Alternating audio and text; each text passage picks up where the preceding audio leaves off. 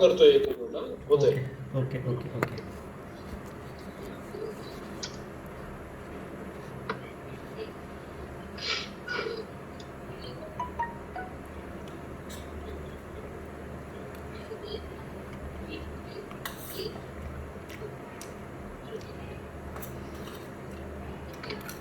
नेटवर्कचा प्रॉब्लेम आहे सर. एक 2-3 मिनिटात सुरू करूया, मग झालं तर ठीक, नाही तर मग सुरू करूया.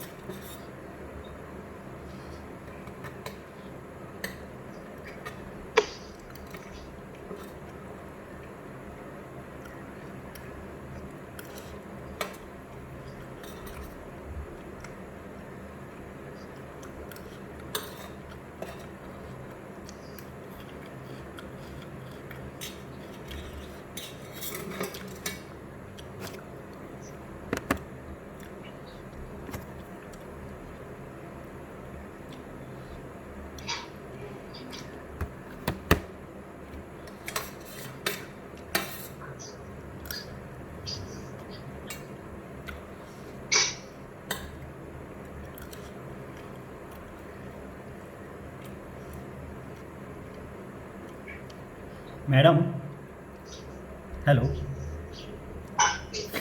मॅडम, मॅडम, हां सुरू करूया आपण आता.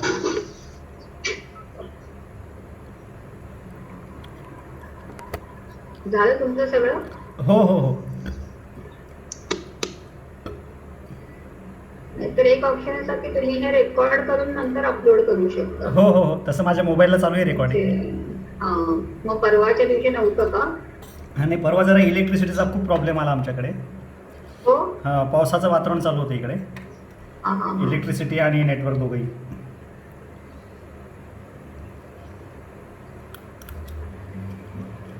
ठीक.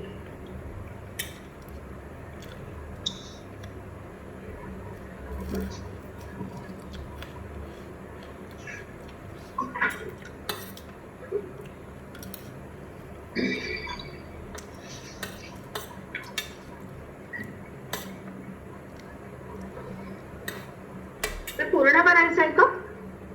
हो. बर.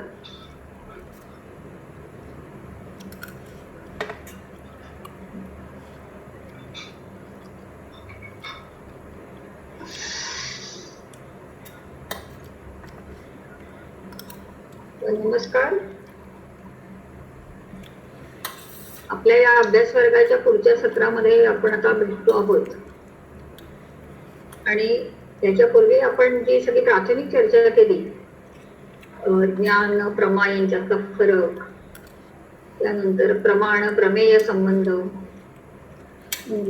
प्रमाता म्हणजे काय, त्यानंतर या सगळ्या प्रमाणशास्त्राच्या विरोधात किंवा जे प्रस्थापित प्रमाणशास्त्र होतं त्याच्या विरोधात नागार्जुनाने घेतलेले आक्षेप, या सगळ्याच्या पुढे येऊन आपण मागच्या तासामध्ये बघितलं की दिनागानी या सगळ्या पार्श्वभूमीवरती पुढे पाऊल कसं टाकलं आणि नेमके त्यांनी या प्रमाणशास्त्रामध्ये काय योगदान दिलं. हे केवळ बौद्ध प्रमाणशास्त्रालाच असं नाही तर एकूणच भारतीय प्रमाणशास्त्राला आणि प्रमाणशास्त्र या विषयालाच त्याचं जे भरीव योगदान आहे ते आपण मागच्या तासामध्ये बघितलं. हे मी म्हणण्याचं कारण असं की प्रमाणशास्त्रामध्ये आपण भारतीय पाश्चात्य असा फरक करत असतो, परंतु त्याच्याकडे जर सूक्ष्म दृष्टीने पाहिलं तर ज्ञान किंवा प्रमा या संकल्पना किंवा प्रमाता ही संकल्पना, प्रमेय आणि प्रमाण संबंध याच्यामध्ये भारतीय आणि पाश्चात्य असं काही नसतं. म्हणजे या सगळ्या मूलभूत संकल्पना आहेत त्या सगळीकडे कॉमनच असतात, सगळीकडे सारख्याच असतात त्या.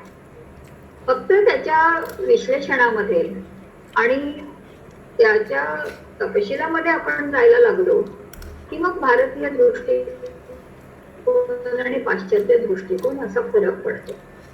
आणि त्या अर्थाने जर दिनागाचं किंवा नागार्जुनाचं योगदान काय आहे असं विचारायचं असेल तर ते योगदान फक्त बौद्ध परंपरेलाच आहे असं नाही, तर ते भारतीय परंपरेला आहे आणि एकूणच विश्वामधल्या तात्विक परंपरेला आहे. तर त्याच्यातून पुढे येऊन आपण आता दिनागाच्या प्रत्यक्ष विषयक उपपत्तीकडे वळणार आहोत. ही जी दोन प्रमाण त्याने सांगितली ते आपण मागच्या सेशनमध्ये बघितलं की प्रत्यक्ष आणि अनुमान अशी दोन प्रमाण त्यांनी सांगितली आणि ते करत असताना प्रत्यक्षाचा विषय स्वलक्षण आणि अनुमानाचा विषय सामान्य लक्षण हेही त्यांनी आग्रहाने सांगितलं आणि एकदम नेमकेपणाने सांगितलं. म्हणजे त्याच्यामध्ये कुठेही अदलाबदल होणार नाही हे त्यांनी वारंवार ठासून सांगितलं. प्रत्यक्षाने कधी सामान्य लक्षणाचं ज्ञान होणार नाही आणि अनुमानाने कधी आपल्याला स्वलक्षणाचं ज्ञान होणार नाही. तेव्हा आता एवढ्या आपल्या पूर्वीच्या ज्ञानावरती आता आपण पुढे जाणार आहोत आणि आज आपण दिनागाच्या प्रत्यक्ष विषयक उपपत्तीचा अभ्यास करणार आहोत. तर प्रत्यक्ष म्हणजे नेमकं काय, आपण सर्वसामान्य दृष्टीने त्याचा विचार करतो की आपल्याला ज्ञानेंद्रियाने जे सगळं होणारं ज्ञान आहे त्याला सामान्यतः प्रत्यक्ष असं म्हटलं जातं. म्हणजे सर्वसामान्य मनुष्याला विचारलं की तुला होणारं फर्स्ट हँड नॉलेज कुठलं, तर आपलं कोणाचंही हे एक सर्वसामान्य उत्तर असेल की मला जे डोळ्यांना दिसतं ते, किंवा मला जिभेला जे जाणवतं ते, किंवा माझ्या त्वचेला ज्याचा स्पर्श होतो ते, व नाकाला मला जे वासाचं ज्ञान होतं ते, किंवा कानांनी जे आवाज ऐकू येतात ते, हे सगळं माझं फर्स्ट हँड नॉलेज.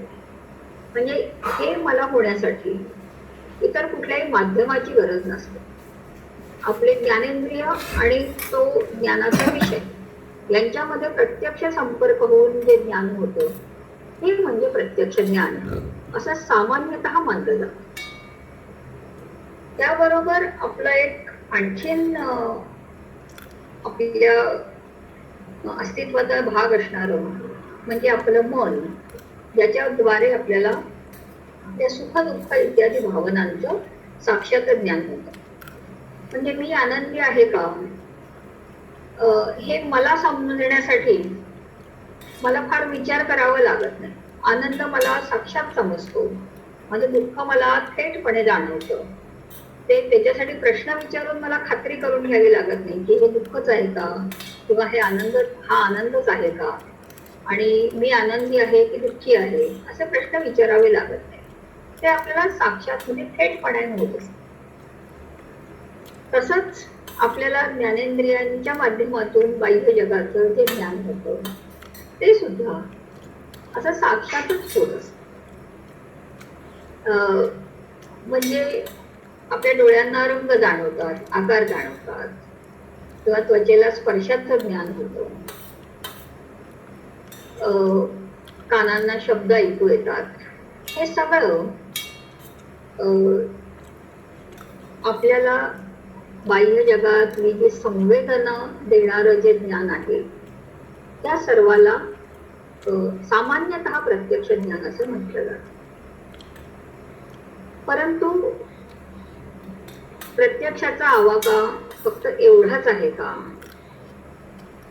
असा प्रश्न दिनागाला कदाचित पडला असावा.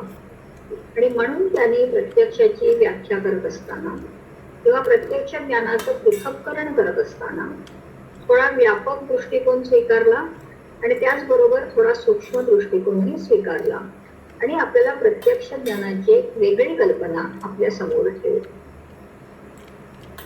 ही प्रत्यक्ष विषयक उपपत्ती मांडत असताना त्याच्यासमोर दोन उद्दिष्ट होती.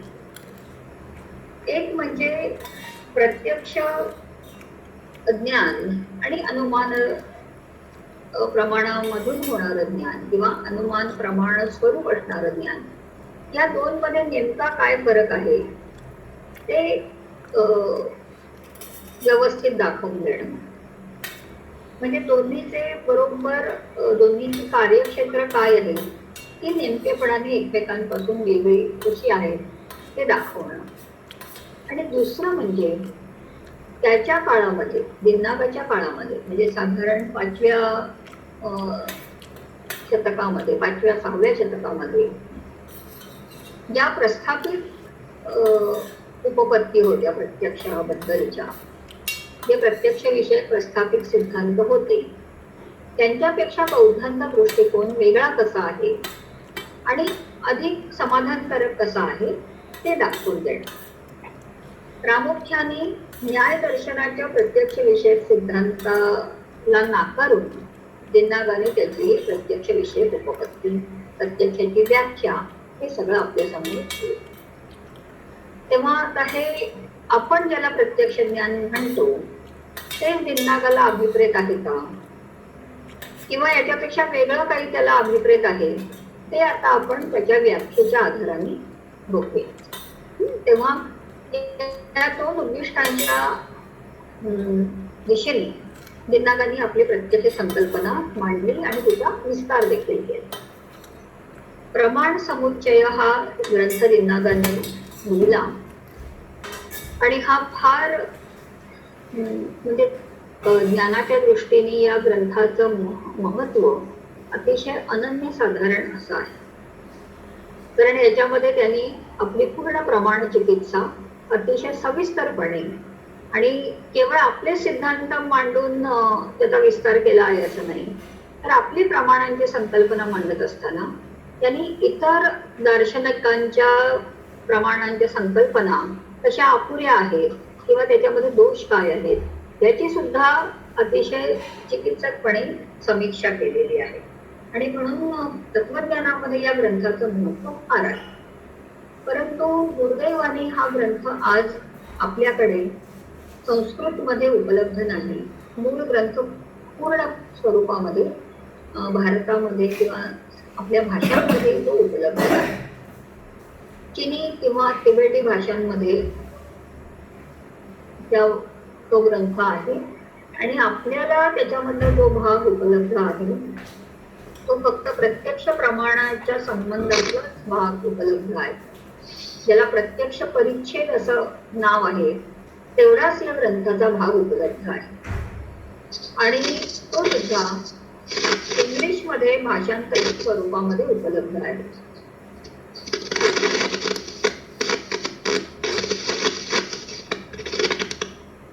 अतुल सर, इतरांना म्यूट करा.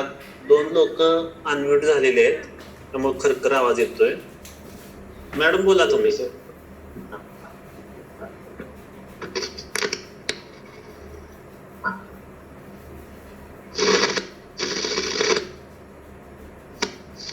तर हा जो प्रत्यक्ष परिच्छेद हा भाग आहे ग्रंथाचा, तोही केवळ इंग्लिश भाषांतराच्या स्वरूपात उपलब्ध आहे.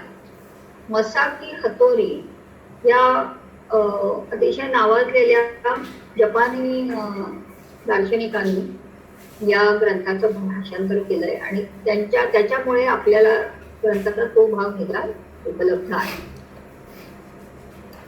तर ही सगळी ऐतिहासिक कारणं आणि तो सगळे वेगळ्या अभ्यासाचे विषय आहेत की हे ग्रंथ आपल्याकडे मूळ स्वरूपात का उपलब्ध नाहीत वगैरे. आपण त्या चर्चेमध्ये पडणार नाही. आज आपल्याकडे जे उपलब्ध आहे त्याच्या आधाराने निनादाने ही जी प्रमाण संकल्पना, प्रत्यक्ष संकल्पना मांडली त्याचा आपण अभ्यास करूया. तर ही जी व्याख्या प्रत्यक्षाची त्यांनी सांगितली ती आपण जरा नीट वाचू. प्रत्यक्ष म्हणजे असं ज्ञान जे कुठल्याही सांकल्पनिक संरचनांपासून मुक्त असतं, ज्या ज्ञानामध्ये कुठल्याही संकल्पनांचा समावेश नसतो किंवा ज्या ज्ञानासाठी कुठल्याही संकल्पनांची मदत घ्यावी लागत नाही, ते ज्ञान म्हणजे प्रत्यक्ष ज्ञान. आता संकल्पना म्हणजे कुठल्या संकल्पना किंवा संकल्पना या शब्दातून दिनागाला काय अभिप्रेत आहे, तर नाम, रूप, गुण, क्रिया, द्रव्य आणि जाती या 5 संकल्पना आहेत. नामरूप याचा अर्थ वस्तूचं नाव आणि तिच्या एकूण दिसण्याचं वर्णन. गुण त्याचा अर्थ वस्तूचा रंग कुठला, वस्तूचा आकार कुठला किंवा वस्तूची इतर वैशिष्ट्ये काय, हे सगळं. क्रिया याचा अर्थ वस्तू म्हणजे वस्तू याचा अर्थ आपली ज्ञानाची वस्तू, त्या वस्तूच्या ज्या काही हालचाली होत असतील किंवा जे काही म्हणजे हालचाली, क्रिया. द्रव्य याचा अर्थ सबस्टन्स, त्याचा मूळ, त्या वस्तूच्या अस्तित्वामधलं मूळ घटक काय किंवा त्याचं फाउंडेशन काय, सबस्ट्रेटम काय, असे या प्रश्नांना जी उत्तरं मिळतात त्याला आपण द्रव्य असं म्हणतो. की त्या सगळ्या अस्तित्वाचा आधार, तिच्या अस्तित्वाचा आधार काय, ते म्हणजे द्रव्य. आणि जाती याचा अर्थ वर्ग किंवा इंग्लिशमध्ये ज्याला जीनस असं म्हणतात, या वर्ग याचा म्हणजे सामाजिक जातींशी काही संबंध नाही, ज्याला आपण युनिव्हर्सल किंवा सामान्य असं म्हणतो. मनुष्य हे ही जाती आहे, म्हणजे प्राण्यांपासून वेगळं, परंतु सर्व प्रकारच्या मानव प्राण्यांना एकत्र त्याचा एका संकल्पनेमध्ये निर्देश करणारी ती जाती. या 5 संकल्पना नाम, रूप, गुण, क्रिया, द्रव्य आणि जाती, या 5 संकल्पनांपासून जे मुक्त असतं किंवा या 5 संकल्पनांपासून जे ज्ञान अस्पर्श असतं ते म्हणजे प्रत्यक्ष. याच्यामध्ये एक बारकाईने लक्षात ठेवण्यासारखी गोष्ट अशी की याच्यामध्ये कुठेही बिनागानी इंद्रिय संवेदनचा उल्लेख केलेला नाही किंवा इंद्रिय संवेदनातून मिळणारं, ज्ञानेंद्रियांच्या मार्फत मिळणारं ज्ञान असाही उल्लेख केलेला नाही. त्यांनी फक्त एवढंच सांगितलं की ज्या ज्ञानामध्ये संकल्पनांचा काहीही संबंध येत नाही ते ज्ञान म्हणजे प्रत्यक्ष. आणि ही प्रत्यक्षाची व्यापक संकल्पना आहे, कारण कुठल्याही प्रकारच्या साक्षात ज्ञानाचा समावेश या प्रत्यक्षाच्या संकल्पनेमध्ये बिंदाबाईंनी केला. आता याचा अर्थ, या व्याख्येचा नेमका अर्थ काय ते आपण जाणून घेऊ, ते आपण समजावून घेऊ. आपल्या प्रत्येकालाच आपली इच्छा असो किंवा नसो प्रत्यक्ष ज्ञान होत असतं. म्हणजे आपण रस्त्याने चालतो तेव्हा आपल्याला आपल्या अवतीभोवती अनेक जण दिसतात, इमारती दिसतात, वाहनं दिसतात, इतर प्राणी दिसतात. हे सगळं आपल्या नजरेच्या टप्प्यामध्ये असतं. त्याचबरोबर आपली इतर ज्ञानेंद्रिय सुद्धा सक्रिय असतात. म्हणजे आपल्या कानांना अनेक प्रकारचे आवाज ऐकू येत असतात, आपल्या नाकाला अनेक वासांच्या संवेदना होत असतात. किंवा समजा आता आपण या लॉकडाऊनच्या काळामध्ये आपण एकमेकांपासून लांब आहोत, आपण डिस्टन्सिंग पाळतो. पण इतर काळामध्ये सर्वसामान्य काळी आपण कोणा भेटलेल्या माणसाशी हस्तांदोलन करतो किंवा या पद्धतीने आपल्या त्वचेच्या मार्फत सुद्धा ज्ञान होते. आता या अशा सगळ्या ह्याच्यामध्ये नेमकं काय आपल्याला जाणवले हे आपण प्रश्न न विचारता सुद्धा आपण हे करत असतो की समोर दिसणारी व्यक्ती अमुक अमुक आहे, किंवा त्या माणसाची छत्री, त्या व्यक्तीची छत्री लाल रंगाची आहे, किंवा अशा अनेक. आता ही जी सगळी वर्णनं आहेत त्याच्यामध्ये आपण रंगांचे उल्लेख करतो किंवा वस्तूच्या किंवा व्यक्तीच्या नावाचे उल्लेख करतो किंवा त्यांच्या इतर गुणधर्मांचे उल्लेख करतो आणि ते आपल्याला दिसलं किंवा ते आपल्याला ऐकू आलं असं आपण जे म्हणतो. यामध्ये नेमका प्रत्यक्षाचा भाग कुठला हा प्रश्न दिनागांनी उपस्थित केला. आपण जर सर्वसामान्य दृष्टीने या सगळ्याकडे बघायचा प्रयत्न केला तर आपल्याला समोर पुस्तक आहे हे आपलं प्रत्यक्ष ज्ञान वाटेल, किंवा या ठिकाणी माझ्या शेजारी एक पेन ठेवलेलं आहे हेही प्रत्यक्ष ज्ञान वाटेल. परंतु आपण जेव्हा पुस्तक आहे असं म्हणतो किंवा या ठिकाणी पेन ठेवलेलं आहे असं म्हणतो, आपण शब्दांचा वापर करतोय, आपण त्या वस्तूला नाव देतोय किंवा आपण ती वस्तू नेमकी कुठल्या वर्गामध्ये समाविष्ट होती त्याचा उल्लेख करतोय. म्हणजे आपण संकल्पनांपैकी दिनागांनी सांगितलेल्या 5 संकल्पनांपैकी कशाचा तरी वापर करतो आहोत आणि मग त्याला त्या अनुरोधाने दिनागा सांगतो, किंवा आपण असं म्हणतात की हे पुस्तक आहे किंवा या ठिकाणी अमुक रंगाचं पेन ठेवलेलं आहे हे प्रत्यक्ष ज्ञान नाही. आता मग हे प्रत्यक्ष ज्ञान नाही तर प्रत्यक्ष ज्ञान म्हणजे काय? आपण जर हे काही बोलायचंच नाही, आपल्याला जे दिसतंय किंवा आपल्याला जे जाणवतंय त्याच्याबद्दल काही बोललं तर ते प्रत्यक्ष ज्ञान नाही असं म्हणणार. आणि एका अर्थाने ते स्वाभाविक आहे. त्याचं कारण प्रत्यक्षाने जर स्वलक्षणाचं ज्ञान होणार असेल तर दिनागांनी आधीच आपल्याला सांगितलं की प्रत्यक्ष ज्ञानाचा विषय काय तर स्वलक्षण. आणि स्वलक्षण म्हणजे क्षणिक सत्ता. सत्ता याचा अर्थ अस्तित्व. जे क्षणिक अस्तित्व असतं ते म्हणजे स्वलक्षण आणि त्याचं साक्षात ज्ञान म्हणजे प्रत्यक्ष. मग पुस्तक क्षणिक आहे का? नाही. आणि ते पुस्तक आहे का नेमकं हेही आपल्याला माहिती नाही. आपण याच्यापूर्वीच्या आपल्या अनेक चर्चांमध्ये हे बघितलंय की जग आपल्याला तसं दिसतं ते तसंच आहे का हे सिद्ध करण्याचा आपल्याकडे तसा कुठलाही खात्रीशीर मार्ग नाही. मग ही जगाची कल्पना कुठून आकाराला येते? जर ते आहे तसंच जसं आपल्याला दिसतं तसंच ते आहे की नाही हे आपल्याला माहिती नाही. तर जगाची कल्पना कुठून आकाराला येते? ते आहे ते इतर कुठल्या तरी मार्गाने आपल्या मनामध्ये साकारतात. तर याला बौद्धांचं उत्तर असं की सगळं क्षणिकच आहे.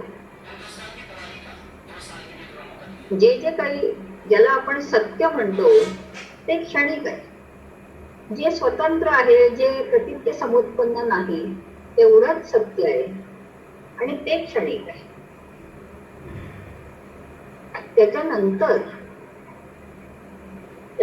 त्याच्यावर आपण जो त्या क्षणिक सगळ्या प्रवाहांवरती आपण जो एक शाश्वततेचा किंवा ते कायम असण्याचा आरोप करतो, ती आपली गरज आहे, ती आपली मानसशास्त्रीय गरज आहे, ती आपली ज्ञानशास्त्रीय गरज आहे. पण ते सगळं आपण संकल्पनांच्या आधाराने करत असतो. म्हणजे ज्या वेळेला क्षणिक प्रवाहावरती, क्षणांच्या प्रवाहावरती आपल्या संकल्पनांचे आपण आरोपण करतो, तेव्हा बाह्य वस्तूची कल्पना जन्माला येते आणि अशीच व्यापकपणे जगाची संकल्पना सुद्धा जन्माला येते. याचा अर्थ आपण जेव्हा म्हणतो की हे पुस्तक आहे, तिथे काहीतरी आपल्या डोळ्यांना क्षणार्धात किंवा क्षणामध्ये जाणवलेलं असतं आणि त्या अनेक क्षणांना एकत्र करून आपण त्याला काहीतरी असं सिस्टमॅटाइज करायचा किंवा आपण त्या आपल्या संवेदनांच्या प्रवाहामध्ये एक प्रकारे सुसूत्रीकरण करण्याचा प्रयत्न करतो आणि मग त्याला आपण पुस्तक असं नाव देतो. आता ही जी पुढची सगळी प्रक्रिया आहे ही इंद्रिय करू शकत नाहीत. ही ज्ञानेंद्रियांच्या कडून घडणारी प्रक्रिया नाही, ही आपल्या बुद्धीच्या मार्फत घडणारी प्रक्रिया आहे. आणि म्हणून दिन्नागाचा आग्रह असा की आपण जेव्हा प्रमाणांची चर्चा करतो तेव्हा प्रत्येक प्रमाणाचं नेमकं कार्यक्षेत्र काय हे निश्चित करायला हवं. प्रमाणशास्त्राचं तेच कार्य आहे की अमुक एक प्रमाण म्हटलं की त्याचं नेमकं कार्यक्षेत्र कुठलं आणि किती व्यापक, आणि ते दुसऱ्या प्रमाणाच्या कार्यक्षेत्राशी कुठे त्याचा संपर्क येतो त्याचंही आपल्याला भान असायला पाहिजे. आणि असं आपण जेव्हा प्रत्येक प्रमाणाचं करू तेव्हा आपली प्रमाण चिकित्सा पूर्ण झाली, त्याच्यामध्ये काही विसंगती किंवा काही पॅराडॉक्स राहणार नाही. मग हा जर न्याय किंवा हेच तर्कशास्त्र आपल्याला प्रत्यक्षाला लावायचं असेल तर दिन्नागाचं आपल्याला सांगणं असं की आपल्याला जेव्हा बाह्य जगाचं ज्ञान होतं तेव्हा त्यातला पहिला क्षण जो आहे तो क्षण प्रत्यक्षाचा आहे. त्या पहिल्या क्षणामध्ये काय होतं? त्या पहिल्या क्षणामध्ये आपल्याला केवळ बाह्य वस्तू जी काय असेल क्षणिक सत्ता तिचं संवेदन होतं, सेन्सेशन. म्हणजे बाहेर काहीतरी आहे, आपल्या समोर काहीतरी आहे एवढीच आपल्या ज्ञानेंद्रियांना जाणीव करून देणं हे प्रत्यक्षाचं काम आहे आणि ते फक्त पहिल्या क्षणामध्ये होतं. त्याच्या पुढच्या क्षणापासून जे सुरू होतं ते म्हणजे आपल्याला आलेल्या संवेदनांचा, आपल्याला प्राप्त झालेल्या संवेदनांचा अर्थ लावणं.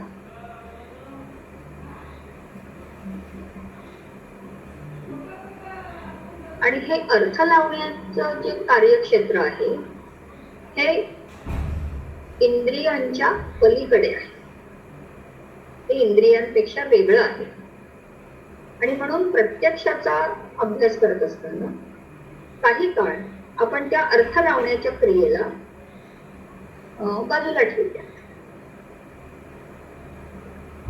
आधुनिक मानसशास्त्र जर आपण थोडंसं अभ्यासलं तर त्याच्यामध्ये असं सांगितलं जातं की आपलं जे प्रत्यक्ष ज्ञान आहे, आपलं जे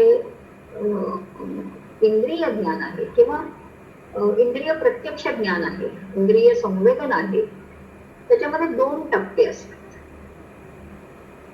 पहिला टप्पा जो आहे तो संवेदनाचा आणि दुसरा टप्पा जो आहे तो संवेदनांच्या अर्थनिश्चितीचा, म्हणजे इंटरप्रिटेशन. आणि कुठल्याही प्रत्यक्ष ज्ञानामध्ये हे 2 टप्पे अनिवार्यपणे असतात असं मानसशास्त्र सांगतं. म्हणजे डोळ्यांना एखादी गोष्ट दिसणं, तेव्हा आपल्याला डोळ्यांना काय दिसेल?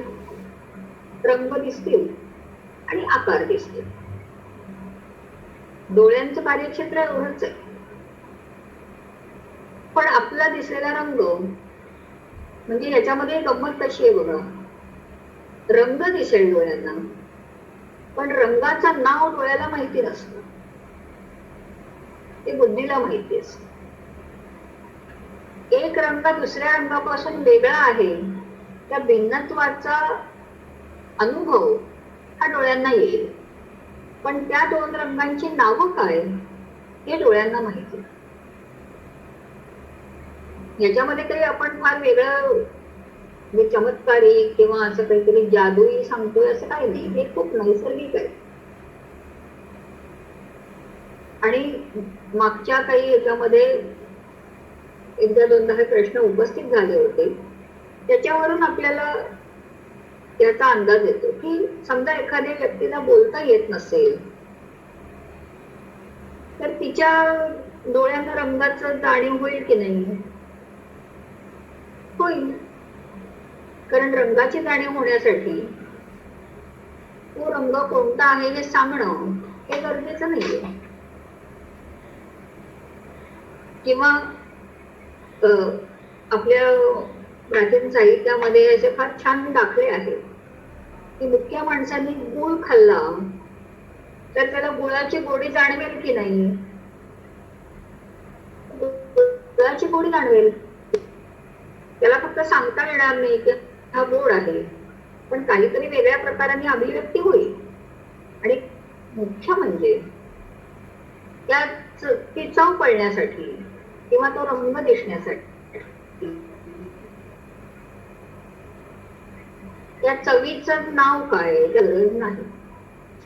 ते फक्त संवेदन होणं की काहीतरी रंग माझ्या समोर आहे किंवा माझ्या जिभेला काहीतरी चव जाणवली, एवढंच पुरेसं असतं.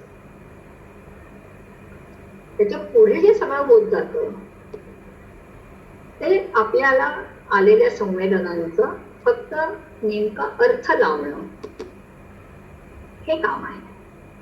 आणि ते इंद्रियांच्या कक्षेच्या पलीकडे आहे. दिमनागाचं म्हणणं असं की हे मानसशास्त्र वगैरे सगळं ठीक आहे, हे आता आलं, म्हणजे हे आधुनिक मानसशास्त्र सांगतं आपल्याला. त्या काळामध्ये अशा काही ज्ञानाच्या एवढ्या शाखा वेगवेगळ्या झालेल्याच नव्हत्या. पण दिमनागाचं सांगणं असं की या सगळ्या प्रक्रियेमधला जो फक्त पहिला क्षण आहे तो प्रत्यक्षाचा. त्याच्या पुढचं सगळं जे आहे ते बौद्धिक ज्ञान आहे किंवा ती संकल्पनांच्या आधाराने केलेली संरचना आहे. तेव्हा त्याचा प्रत्यक्षामध्ये आपल्याला विचार करायची गरज नाही.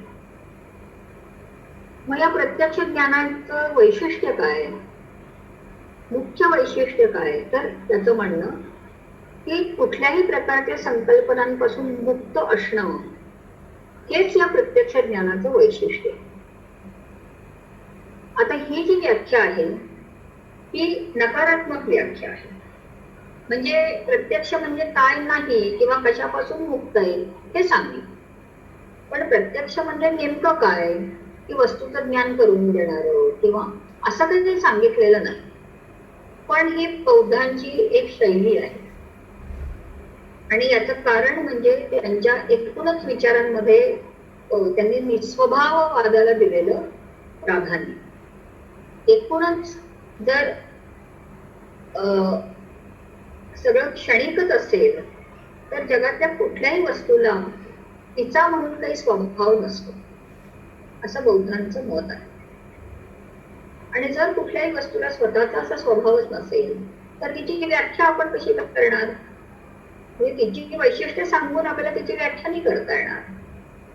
मग ती काय नाहीये ते सांगूनच तिची व्याख्या करता येईल. आणि तसंच तोच न्याय त्यांनी प्रत्यक्ष ज्ञानाला लावला. प्रत्यक्ष म्हणजे काय? अ ब